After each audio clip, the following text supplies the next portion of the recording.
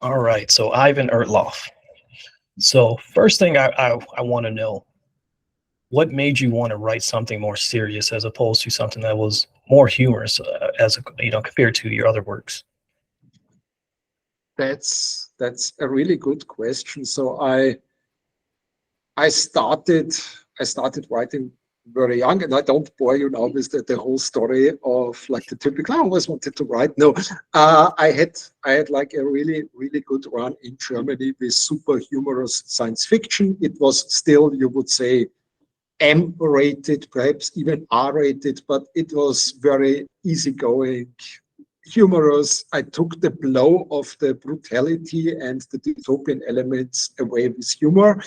And then I was thinking, so, okay, what if I don't do that? Like if I go full scale dystopian and I don't hold back and I don't bring the jokes to basically take away the pain, just let it run through. And the first result was Generation 23.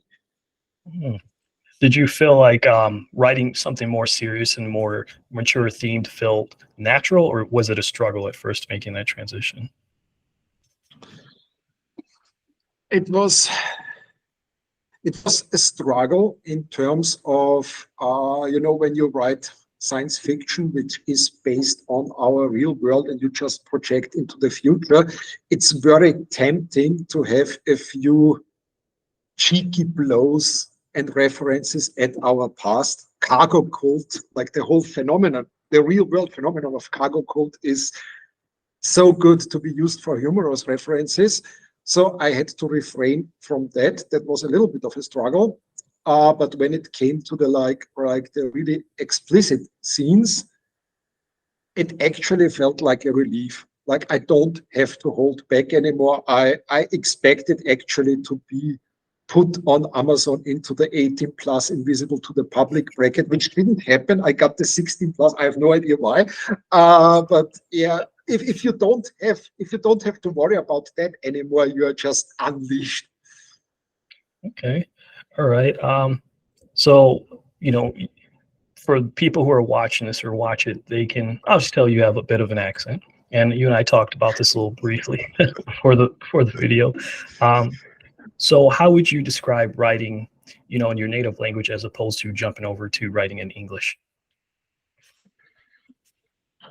So in my native language, that's the funny bit. I actually my mother tongue is Czech, and I write in German because I was raised in Oh, Austria, and so I was raised bilingual, but I started writing in German, and in German uh, you have like this Prussian influence, which is very strict, rigid, and then you have like the Austrian Bavarian influence with a very soft language and different pronunciation, and you can basically put words in whatever order you want, and I play with that around, so it's very playful. And then you go to English, and it doesn't matter if you edit a translation before you hand it over to the editor, or if you start writing. Now I'm writing in English by default because I work for Australian companies. um, you have to rethink because word order is not optional, and you cannot just put 4 or 5 statements separated by colons into a row. And in German that's a perfectly valid sentence. In English an editor will ask you if you lost your mind. So yeah, that's you have to be, I would say, in English you have to be more formal. However, the English language has a much nicer sound. So you can play with the word melody in the sentences, which I try to do as often as possible. yeah, it's funny you say that too because I have a lot of friends who watch anime, and they will only watch it in Japanese with English subtitles. And I will tell them, I was like, sometimes you have to watch it in English because the comedy hits different because it's almost Americanized and you get a different taste. I don't know if you're an anime fan yourself at all, but So Two things. First, I'm a sucker for Ghost in the Shell, and we are not talking about the bastardized Hollywood version. I'm talking about the originals. It's not, I mean, it's not the worst. It's not the worst It's movie. not, no, it's not. There were way worse movies. So Ultraviolet, that was terrible. But I watched the original one. I can remember I was a teenager when I watched the original one. I'm that old. And I watched it up to the 2045 standalone complex, which is like just recent, probably not the best entry in the franchise. And I agree absolutely that here you see, it's watch it in English. It's like go to Netflix, watch it in English. It's a high quality English version. It's not like cheap localization somewhere. They had the money, they had the actors, and it works really well. Where I would say it's a more cinematic experience, and you don't need Japanese, is all the Studio Ghibli movies. I'm a huge fan of Porco Rosso because, like this pre-fascism between World War One and World War Two, pig flying in a plane and fighting sea pirates, and coming up with such an idea as a Japanese vision. Yeah, it's insane and it's so well executed. But even if you look like at Princess Mononoke or my Neighbor Totoro, all of those movies, it's not like, oh, you have to watch it in Japanese. It has been actually redirected in every single language. You can watch it in English and you have a different but great experience. You can watch it in German, you have a different but still great experience. So yeah, I'm not one of those subs only guys. I have a friend who had been trying to get me into like Studio Ghibli, for like Ghibli. Ghibli for years, and I still have never watched Spirit Away, but I got around to playing one of their video games, Nino Kuni, and that was great. So you've been able to write both in science fiction and fantasy. Do you have a preference between the two? Actually, my fantasy is a lie. And that's now a big spoiler. And everyone who wants to read the Blade Stand series, please turn off for 5 seconds. It's actually set in a post-apocalyptic future that turned into like a fantasy world where the technology of the past is the demons of the present. So yeah, I would say it is definitely science fiction. It's definitely science fiction with a social statement, like criticizing our society today. Like we have the topics of colonialism, we have the topics of racism, we have the topics of capitalism, because I'm very far on the left spectrum. But actually my favorite genre is neither. I found out that I really like to write mystery and psychological thrillers. And that's what also Meta hired me now to do. So, okay, Playside Studios, but it's a Meta project. So yeah. It's funny that you say that, as far as like that your fantasy is basically set in the future of modern Earth in a way, because I'm someone who really gravitates towards lost history.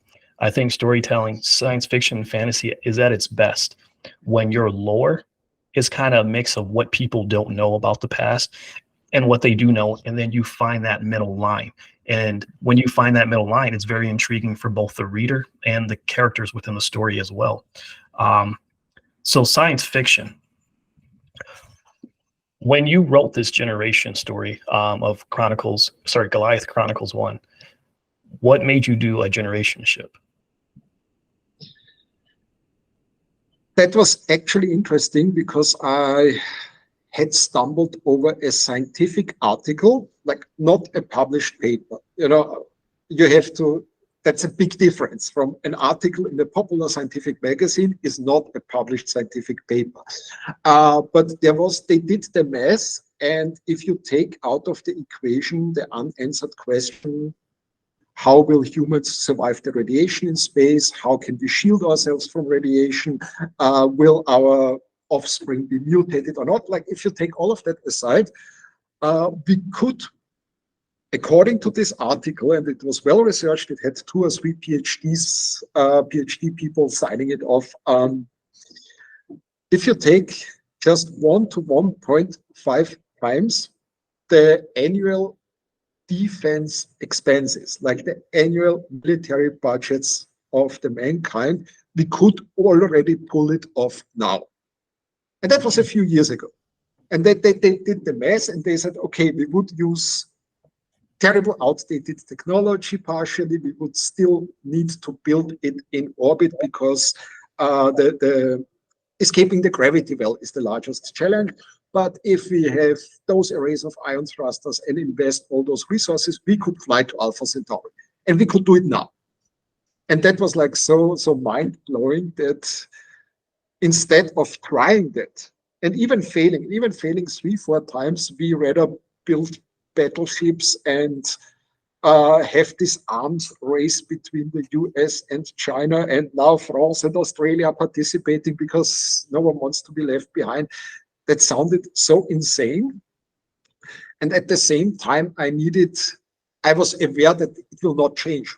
We will not switch our mind, and no country will say, oh, fuck the military, we will build spaceships. It will not happen. So I needed a reason for mankind to come together and try it. And the best, oldest trope in the book is a meteor coming towards Earth, giving humanity enough time to prepare. And I mean, you read the book, so the generation ship was not the only option they had, but yeah. So, and at the same time, I had the vision that even in such a scenario, the rich and wealthy would always float on top, and that's how the whole social class of the generation ships developed. So that's a great answer, by the way. So one of the cool things about this book, Generation 23, is that there's not just one ship. There's multiple of them, and we're primarily focused on one. And as a reader, this world is kind of full of so many questions in a good way, because it's like, man, I wonder what's going on over there. What's going to happen if like maybe someone went over to, is the same thing happening over there? Maybe it's not, maybe it is, and this world is, while it's very contained, it's very immersive at the same time. And so definitely a great kudos there, because not everyone can do that. A lot of people might focus on, one country or one city, and you don't really have this initiative to be curious about what else is going on. And you're curious as a reader in this story with only the name of a ship.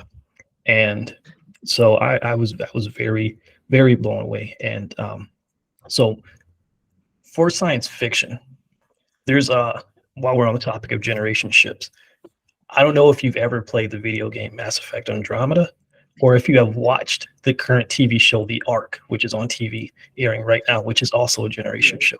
If you have played or watched those, what are your opinion on those? It's like, okay, Mass Effect is, I mean, I'm a video games producer. What do you expect me to say? Mass Effect is one of the gold standards, and it's beautifully written. The Ark is, I think it's interesting. It got on like Rotten Tomatoes from some of the critics. It got blows. It's the same with Another Life. I mean, I'm a huge KT fan, but at the same time, I know that parts of the show just sucked and didn't make sense. But I watched it for her.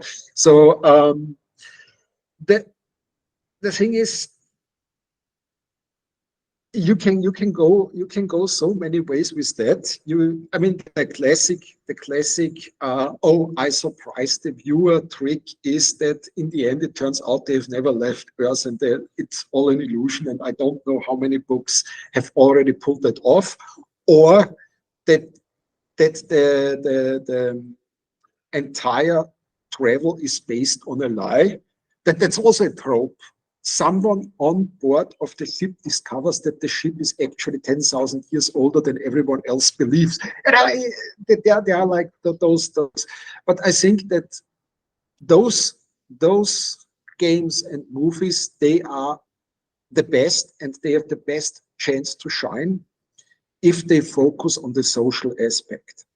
if it's not just tech bubbles, so, oh yeah, we solved the radiation problem with this flux compensator, whatever device. No, if they really show how people deal with the psychological stress of being contained, being in an isolated society, knowing that you will grow up, live, work, die on this ship. Your children will grow up, live, die on this ship. Your grandchildren, and like that's not how we humans envision our lives. That's not how we have been formed as society for the last 15,000 years. That and having this and how people deal with that, I think that's the most interesting bit. And if a show does that well and has some, for tense and suspension, varying factions and a mystery somewhere and a villain that turns out to actually have good intentions, but just being really grumpy, then it's great. So there are a lot of metaphors in here for corporate greed and what people will do for power and what people will do to keep power.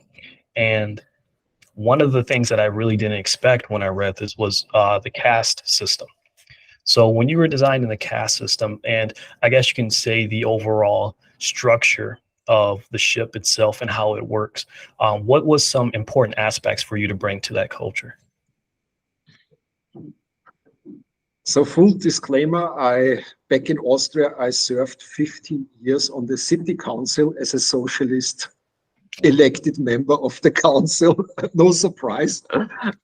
So I have a certain political background. I also worked, and that was interesting because I called it a caste system on one or two occasions.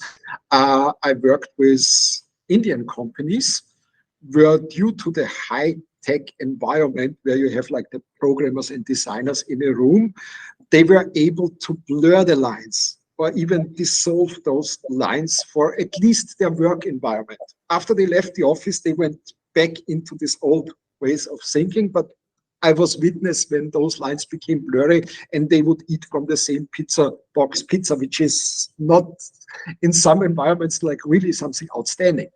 For here, it was because I'm working in a partially very cynical industry, and everyone has heard or read the news about how people are treated in the games industry, in the entertainment industry, especially on the grunt level. They are like the actual animators, artists, not programmers because they are rare, but everyone else is considered expendable. And that's where, but those expendables are actually the ones that build our visions. And that's where I came in with the workforce.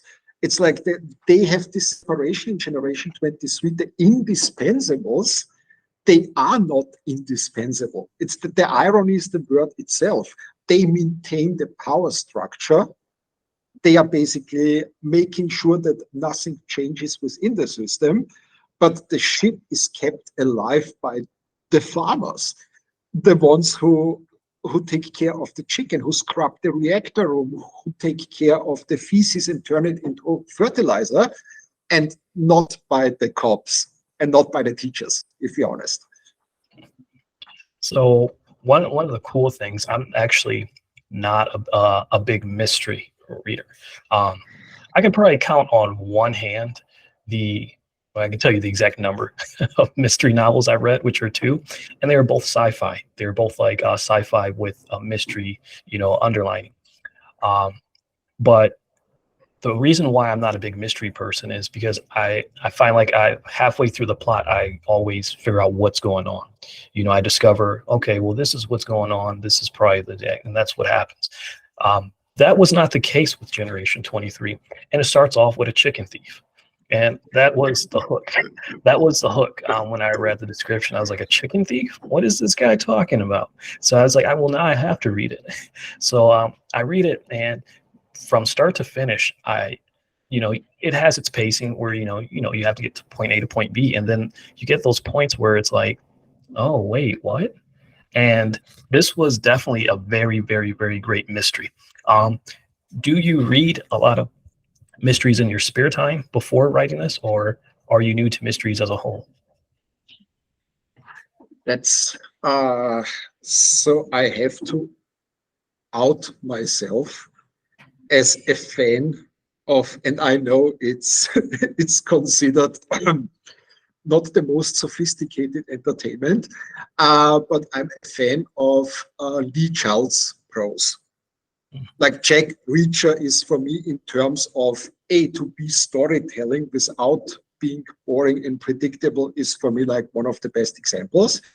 But it's I don't say too dumb, but it's too simple to just survive on that. So I actually read a lot of I read Dean Koontz until I found a few of the statements like being borderline racist or like questionable. I couldn't deal with that. And then I went into the, I don't know, Preston Child, the duo. They write the Aloysius Pendergast, FBI agent Aloysius Pendergast novels. Like The Relic was even turned into a movie, which had not much to do with the book. But the entire series is such a good mix of mystery where, and you're already used to that. You are reading the 12th or 13th book in the series, and you are used to be led astray by hints at something supernatural. And at the end of the book, it's discovered that there is some scientific explanation. And in the next book of the same series, they get you on the hook again. And you believe again, 100%, no, there must be some ghost or whatever. And then they fool you, and no, it's still, and it still has some supernatural elements, but it's not what you expect. And that's like this level of mystery. If someone is like, fool me once, shame on you, fool me twice, shame on me, and that they manage to fool you 20 times, and that's glorious. Yeah, man, that's the power of storytelling when you can get someone really that engaged to, and you should never try to, I guess, sell somebody the same thing. But if you can, that is very good because you've completely hooked them. And the fact that you come back that 20th time, and yeah, you're right, fool me 20 times. What's the first novel? So not picture book or anything like that as a kid that you remember reading as a kid, the first novel.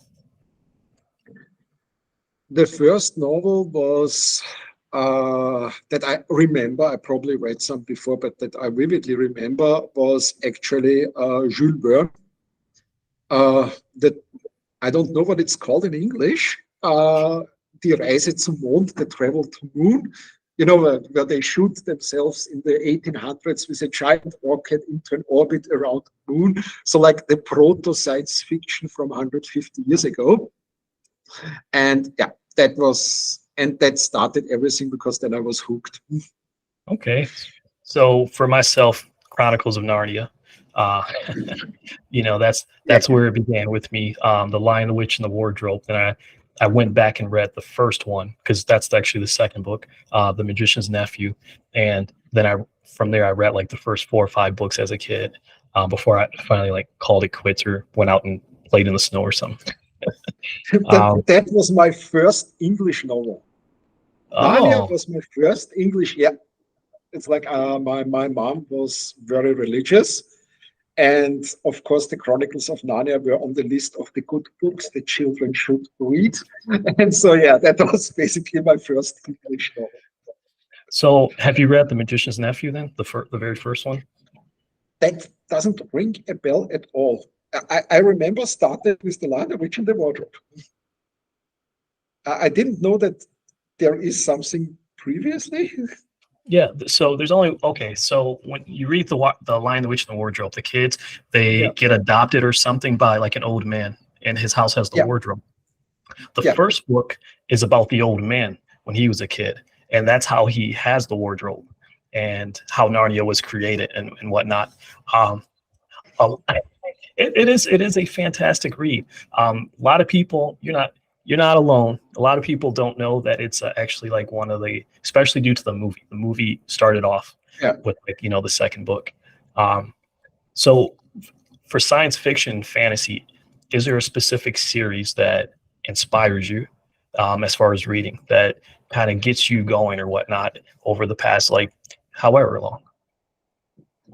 That's, I would say there are certain aspects where some series and shows, like TV shows in this case, were absolutely formative for me. Um, the first one is an absolute insider tip that I assume no one will know, and that's Space Above and Beyond, which was a one-season series by Glenn Morgan and James Wong in the 1990s.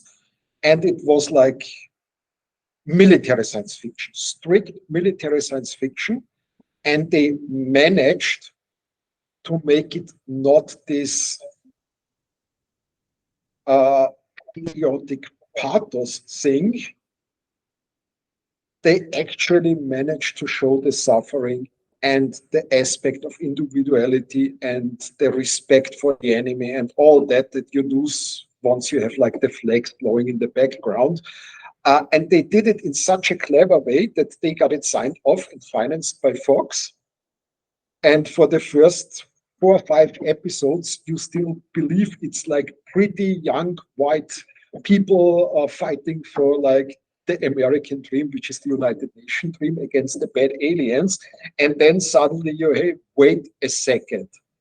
That's not what it seems. And they are being lied to, and they are actually brainwashed by propaganda.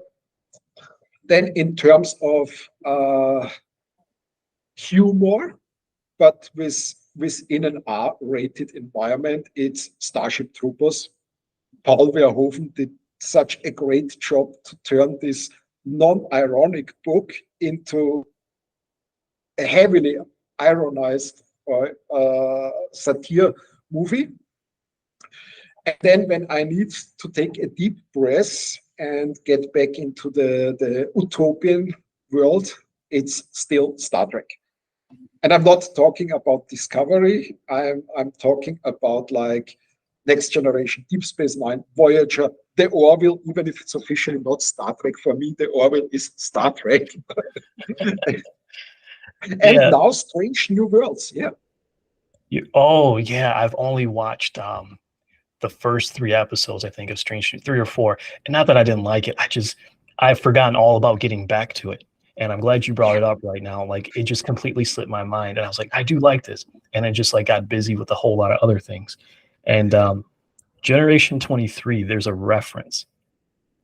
And you're a big TV guy, it seems, in movie. There's a reference to Game of Thrones. Are you a big Game of Thrones guy? Okay, I was a big Game of Thrones fan until the last season. Oh man, I could already feel it was coming. So it's funny because there are so many different ways to tell a story, whether it's in a video game or it's in a music song or whatnot. I will always tell people that the first 4 seasons of Game of Thrones is the epitome of what storytelling should be. The first 4. When they have the battle at the wall and Jon Snow defends the wall and all that, and that entire season is or not season, that entire episode is based around his love dying and her dying at the wall, which is a character who only has a couple episodes out of 4 years of filming. And that is the, right. That is the definition of how you can get people engaged in a short amount of time. And so obviously a lot of people hate that last week. We don't talk about it in this house, but House of the Dragon. Did you watch it? No. I went from this disappointment of the last season that we don't talk about. I went straight into The Witcher. And I've worked with CD Projekt ages ago, the creators of the video game. When I was on Gothic, and we were the big brand, and they had just worked on the second part of The Witcher, and we were like, yeah, of course, we will help and support you. And then suddenly they were 10, 20 times more successful than we were. And I got immediately hooked. by the non-linear storytelling they tried in the first episodes. I understand why they abandoned it partially in the second season, because it was many viewers couldn't deal with that. And I still have to get to House of Dragons. But from what I've heard from friends, it should be really good. And I should watch that and not the one series on Amazon Prime that has rings and power in it. You know what I mean? Avoid that one like the plague.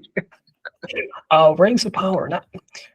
It wasn't bad, but I thought it was better than a lot of people might have been putting it out to be. Or, a lot of people, there's a lot of hate for it, I think, immediately. Yeah. It's not bad. It's better than Game of Thrones season 7. So if you made it through that, you can make it through Rings of Power. So are there any tropes in fantasy and science fiction that you outright dislike?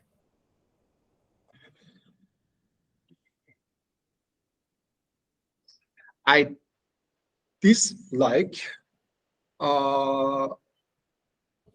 the hostile,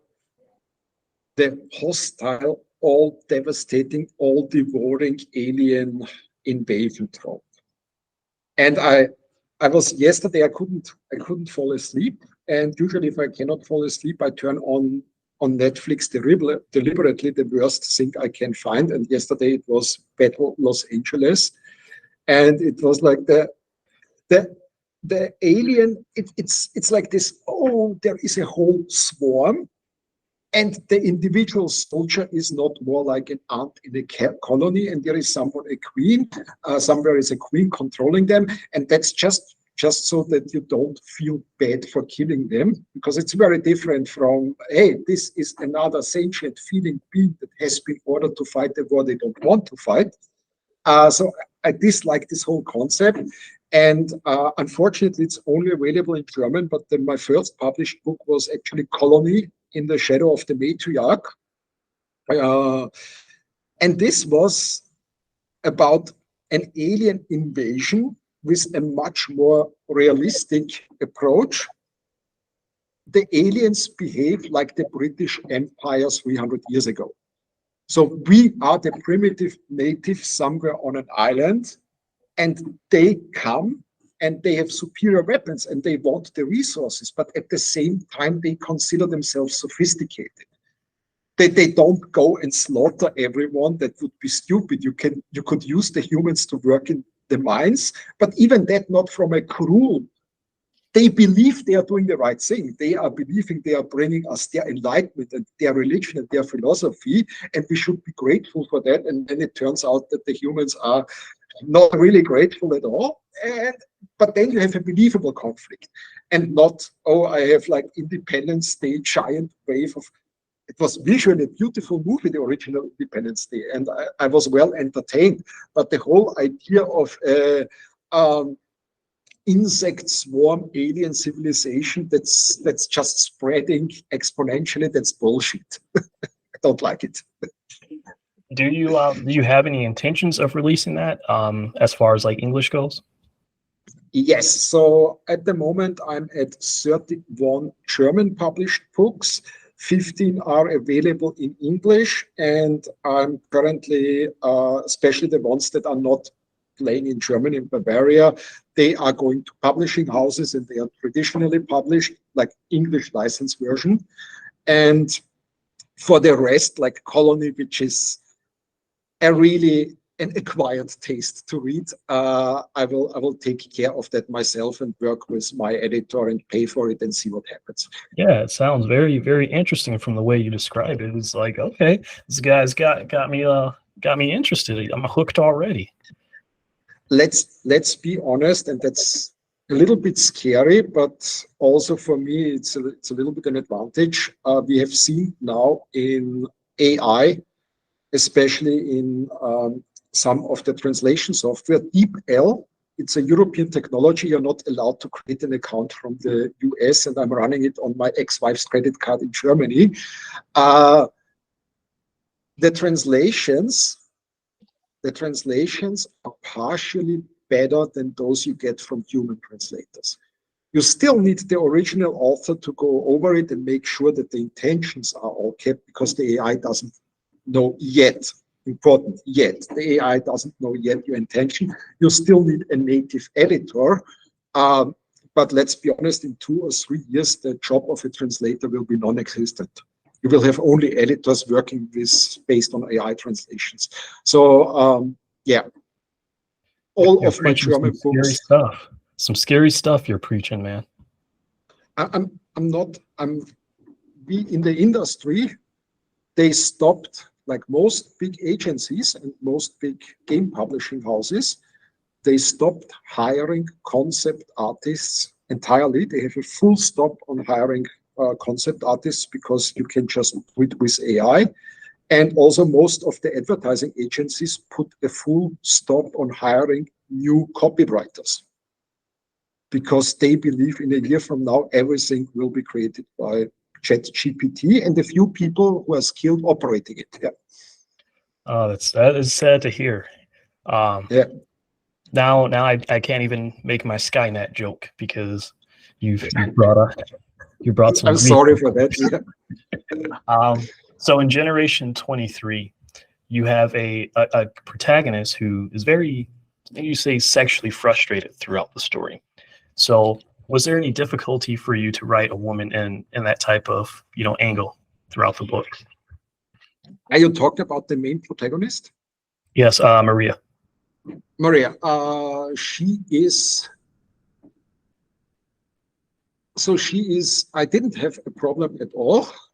I have, luckily, 90% of my friends are female, and I had also a dedicated lesbian friend of mine, beta reading, a test reading it, and I got it waved off.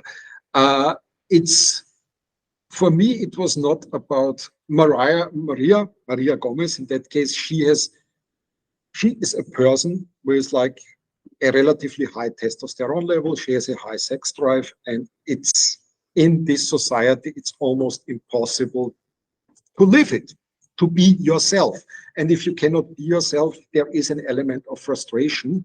But for me, it was more important as a vehicle for this whole taboo around personal hygiene, which later makes suddenly sense, because they had lost almost their entire water and they couldn't shower for years.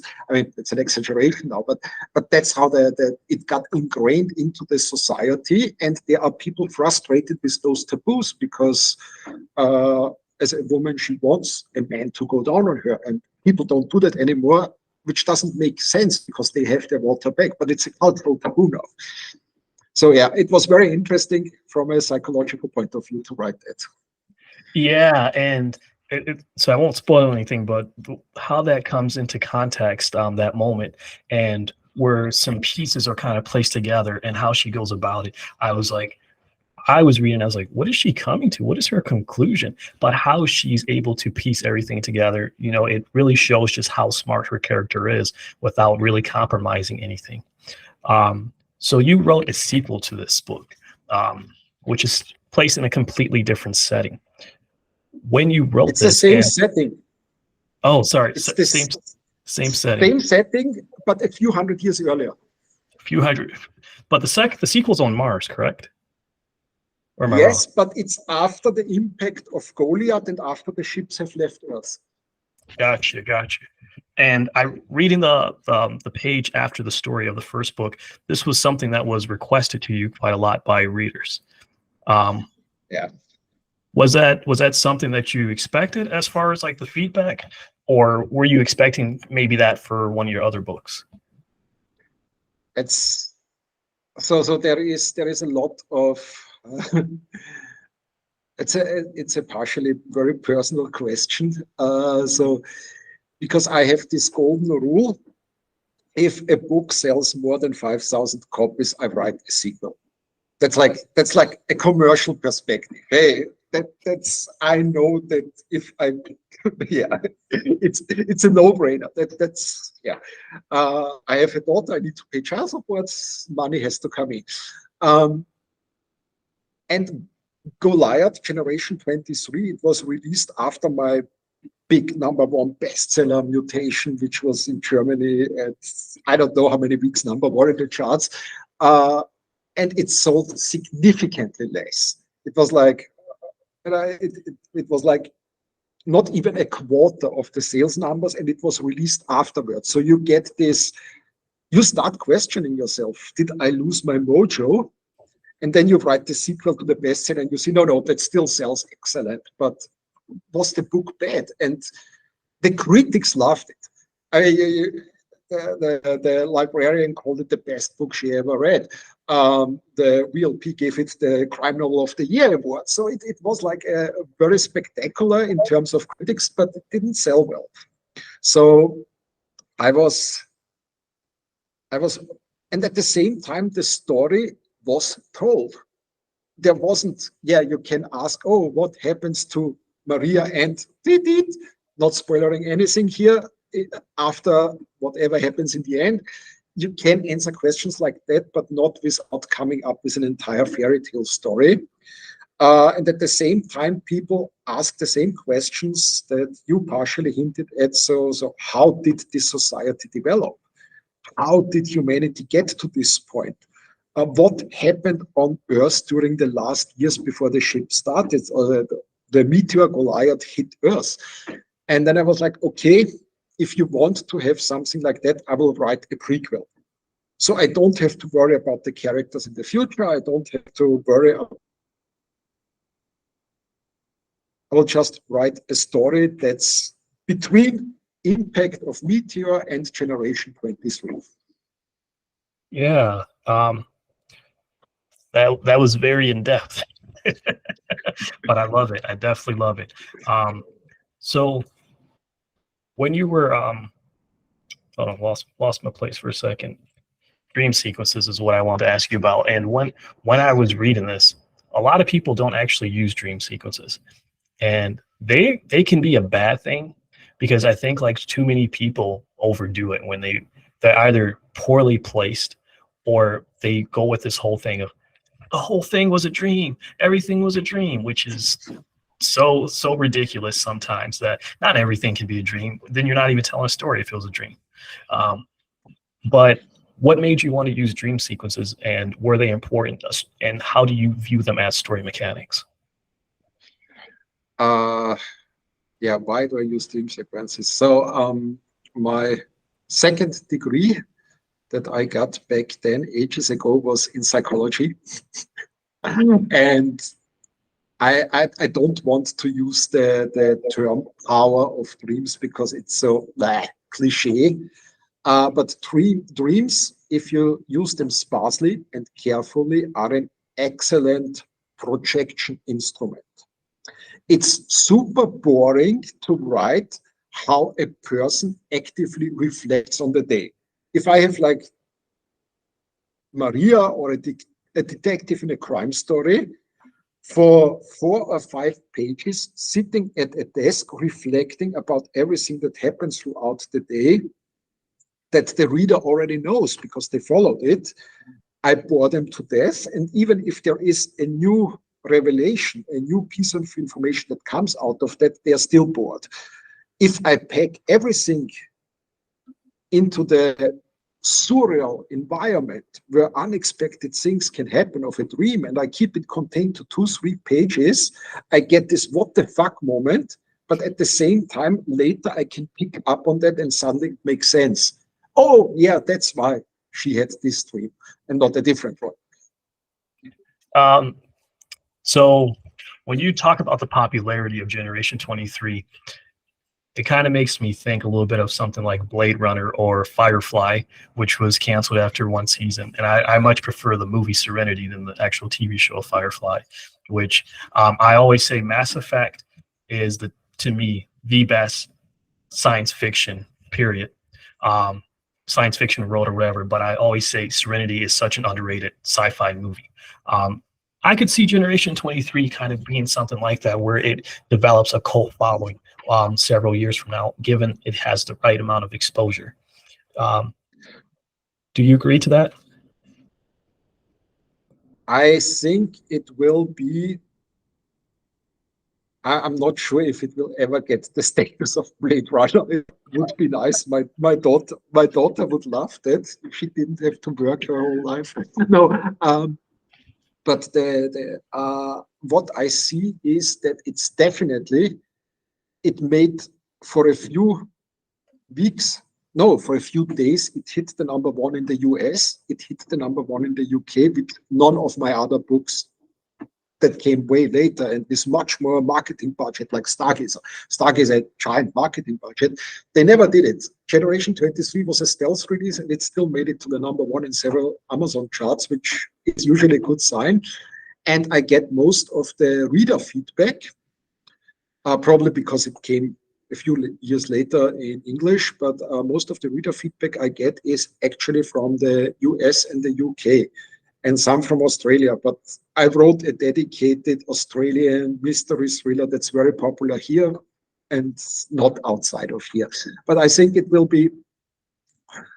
So I went to the Nexus film business meetings and meetups for 2 years, and there were 2 books that movie companies opted to develop out of my entire catalog of writing and my video games. Like they have like 50 IPs they could pick from that I have my hands on. And there were 2, and one was the Australian Outback mystery thriller, and the second was Generation 23. That's always what the movie people are always so like, hell yeah, we want to develop that. And yeah, it's still in development right now. So yeah. Fingers crossed, man, and good luck, man. I Yeah. won't hold you. I won't hold you too much longer. I'll do some quick speed questions for you. Yeah. So you already told me something that you don't like. What is a trope that's common that you do like?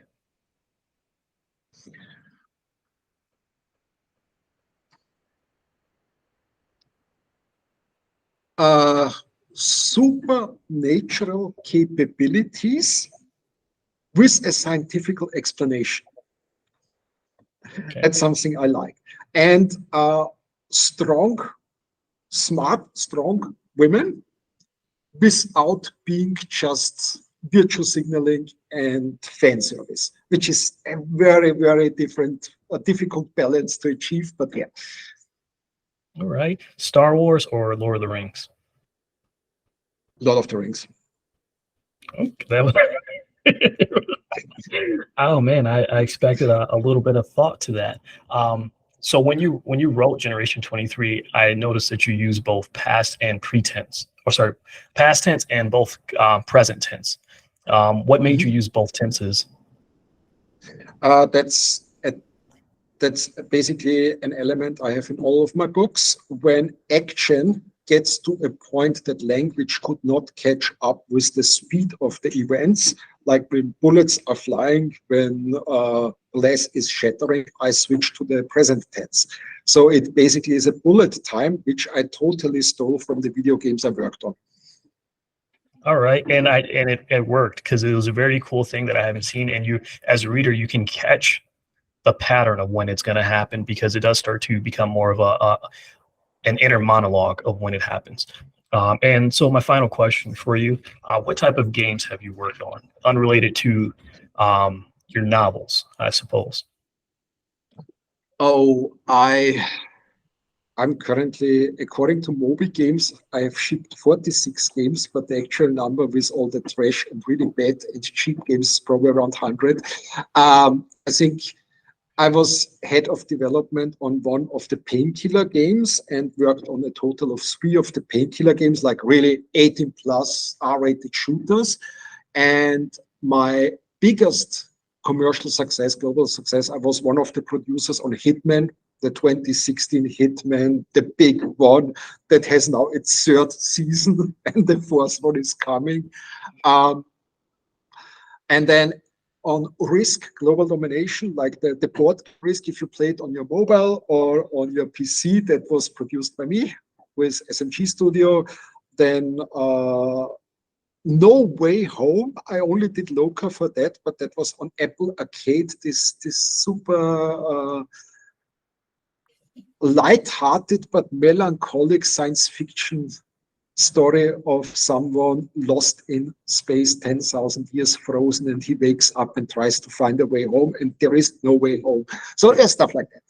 Right. And then a shitload of boring German simulations like bus driver simulation, farming simulation, agriculture simulation. Simulation games can be fun too. There's a big following for them. You'd be surprised. Some people do a simulation of cleaning windows, as crazy as it may sound. So final thing for you, is there anything that you would like to say as far as to readers of Goliath, people who are also self-published writers like yourself, or just anything in general of readers of yourself outside of Goliath? So yeah, readers keep reading, and if you ever have the urge, start writing. And everyone who is already writing, keep going, keep publishing. It took me 3 books that sold a total of, I think, 2,000 copies until I had my first bestseller.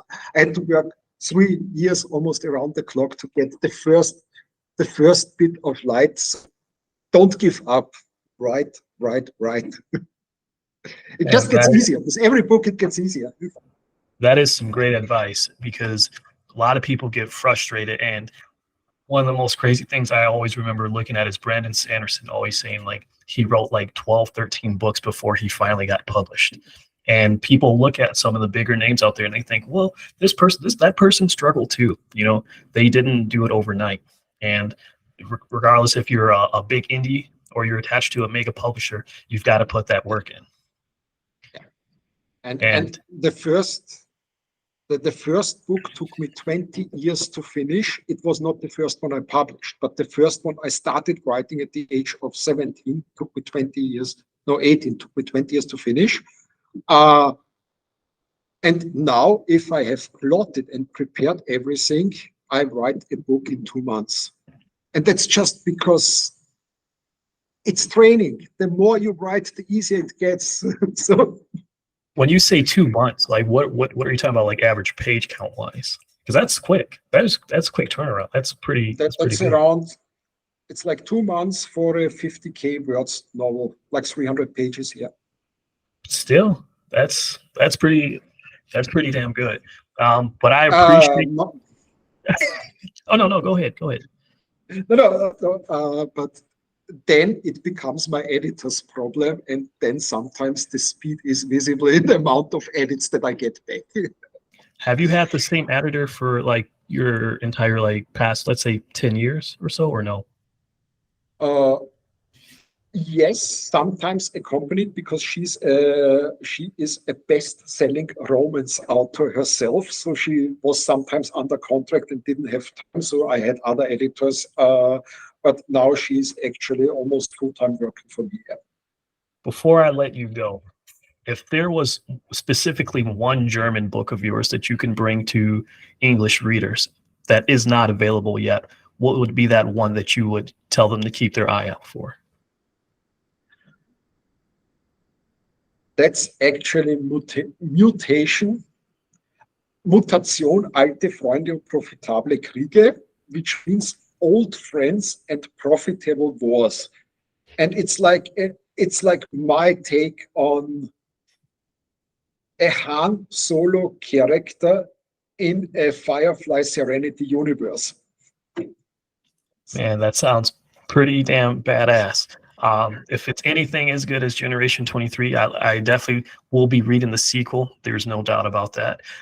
But I appreciate you joining me today, and I will stop you from starving out your lunch, because I definitely apologize for that. I'll let you get some chicken and some roast in your body, man. But I'm vegetarian. Oh man, it gets some tofu vegetables.